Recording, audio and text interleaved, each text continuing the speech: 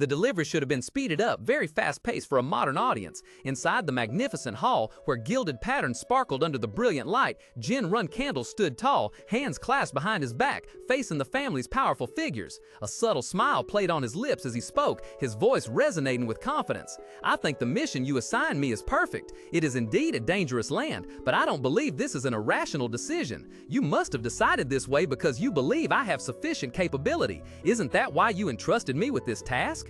Hearing those words, Anne, who was standing nearby, couldn't help but be astonished. She looked up at her youngest brother, her golden eyes wide, unable to believe what she had just heard.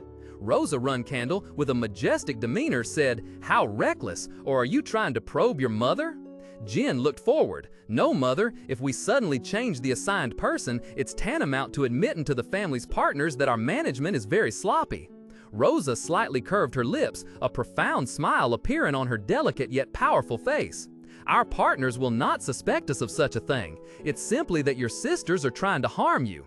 Unable to confront you directly, they are attempting to use their authority to replace you." Jin's gaze calmly responded, his voice filled with respect. "Mother, that is precisely what I wanted to say. If I were to confront them directly, I would surely lose, but if I succeed in this mission, I will deal them a significant blow." A confident and cunning smile briefly appeared on his lips. "In other words, this is a battle where I have a chance to win." Rosa's authoritative voice rang out, cutting off Jin's thoughts. "The Collon Ruins are a place where you could lose your life if you make a mistake. Are you confident?" "Yes, mother," Jin replied without hesitation, his gaze firm. "Furthermore, I have a request. If I return after successfully completing the mission, please grant me ownership of the swords that my brothers returned." Jin's bold proposition stunned Ran and Vigo, who stood beside the throne. "What?" they blurted out in unison. Jin remained calm, continuing to explain his reasoning. "Mother, since this is a mission that you yourself have concluded is dangerous, I believe I deserve at least that reward." In the shadows, an unreadable smile briefly appeared on Rosa's lips. Ran, looking both bewildered and slightly annoyed, ran a hand through his white hair. "Little brother, those are the swords we returned. Why, if you crave a sword that much, I'll give you one of mine, so just abandon this mission."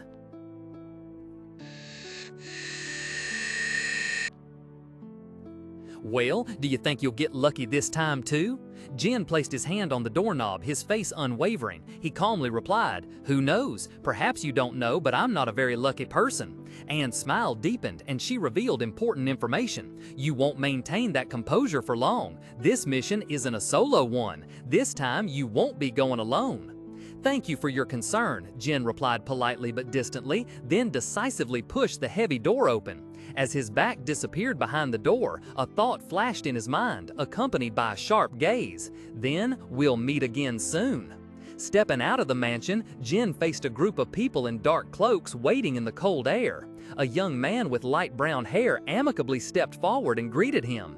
"I officially extend my greetings to young Master Jin. I am Mile Haas, and I will be accompanying you on this mission." "Young Master, it's an honor to fight alongside you. I would like to ask for your forgiveness for my mistake the other day. I won't let you see any shortcomings in this mission." Standing not far away, Kajin Romero, with a resolute face and strong short-cut hair, also spoke decisively, "Me too." Jin turned around, a subtle smirk fleeting across his lips as he replied, "All right, let bygones be bygones. Let's get along." The swordsman immediately bowed, his voice full of joy. "Yes, thank you, young master, thank you." However, Jin's mind was filled with completely different thoughts. What honor! So all three of them belong to Mew and Anne's faction. Are they planning to stab me in the back in a place already this dangerous? Jin's face grew serious. He raised the document and began to brief on the mission. "So, I will begin announcing this mission. This is a retrieval mission. The location is Collon Ruins. The artifacts to be retrieved are 4 guns." A scene of desolate, gloomy ruins appeared. This place was once a settlement for thousands of natives, but now it belongs to the Zipple family and is connected to the Phalon kingdom. The delivery should be speeded up, very fast paced for a modern audience. The golden glow of the sunset painting the forest. Jin lowered his gaze to the map in his hand, his voice steady as he explained to Kajin standing behind him. He began to recount a dark past, a time centuries ago, when the Zipple family first discovered the land of Collon. Immediately after finding ancient relics in the indigenous people there, they unhesitatingly massacred or captured most of the inhabitants to enslave them. Jin continued in a sarcastic tone. Of course, now they proclaim that the Zipple family respects the natives, but that's merely a facade. Though seemingly respected, they are in reality slaves. The lives and rights of these indigenous people aren't important to most, so they are simply ignored. Night gradually descended, the faint moonlight illuminating the trail as both delved deeper into the dense forest. Jin continued his analysis without pause, his voice deepening amidst the quiet space. The reason the Zipple family spared the natives' lives was for them to manage Collon's environment, a mere act to compensate for their past oppression. Normally, the Zipple family always seeks a rational rule, and their people willingly pledge their loyalty.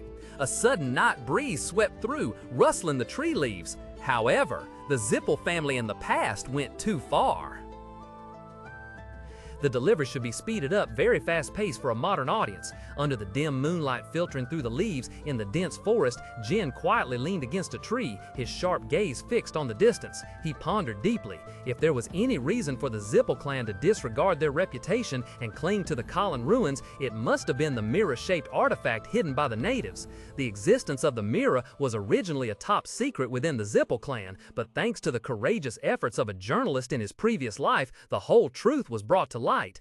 That journalist's report contained testimonies about the Zipple clan committing such heinous crimes simply to excavate a certain artifact. Memories of the miserable, shackled natives recounting their horrifying stories to the journalist appeared vivid, and from their testimonies, the name of the treasure was revealed. It was the Mana Spring, a circular disc-shaped artifact radiating an ethereal blue light, intricately carved with ancient characters. A magical item so potent that merely looking at it could elevate one's magical power to a 7-star level. With this foundation, the Zipple clan harbored a terrifying ambition to create an army of mass-produced mages, identical individuals in white robes, a powerful and absolutely loyal force.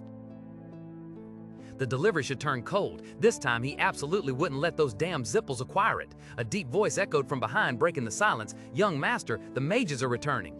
Jin looked towards the indistinct structures in the distance. "Those two places are the residences of the Zipple mages and the foreign mages," he explained, a tactical diagram appearing in his mind, clearly marking the enemy's positions. "The artifact we're looking for is in the third warehouse. A surprise attack itself won't be difficult, but there will surely be detection magic." Noticing Jin's contemplation, Kajin Romero stepped forward, his eyes resolute. "Don't worry, young master. Whatever the situation, all three of us will protect you with our lives." That loyal vow made Jin pause briefly. He looked at Kajin, the tension on his face seemingly easing for a moment. "All right, thank you."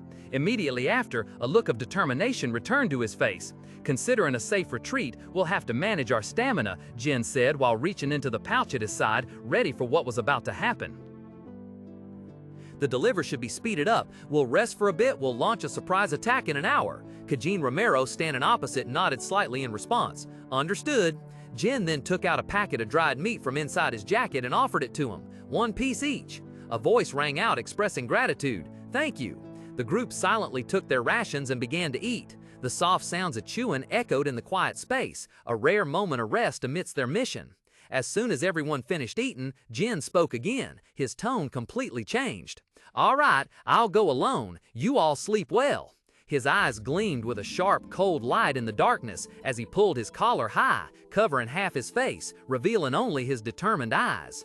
Suddenly, one of the group members stumbled and collapsed to the ground. He tried to prop himself up, his eyes wide with horror and shock as he realized what was happening. "Master, he stammered, his voice faltering as unconsciousness quickly overcame him.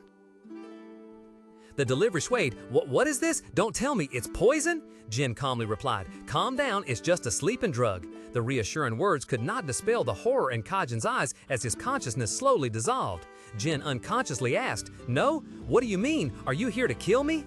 Looking down at the unconscious Kajin, Jin softly said, his voice cold as ice, "If you had acted as arrogant as usual, I would have been less suspicious. But I wonder, is it not natural for a dog to obey its master's command?" Kajin's consciousness slowly sank into the deep darkness. Leaving the fallen behind, Jin turned and walked away alone. His silhouette steadily advanced towards the moonlit path, then gradually disappeared into the tranquil night of the forest.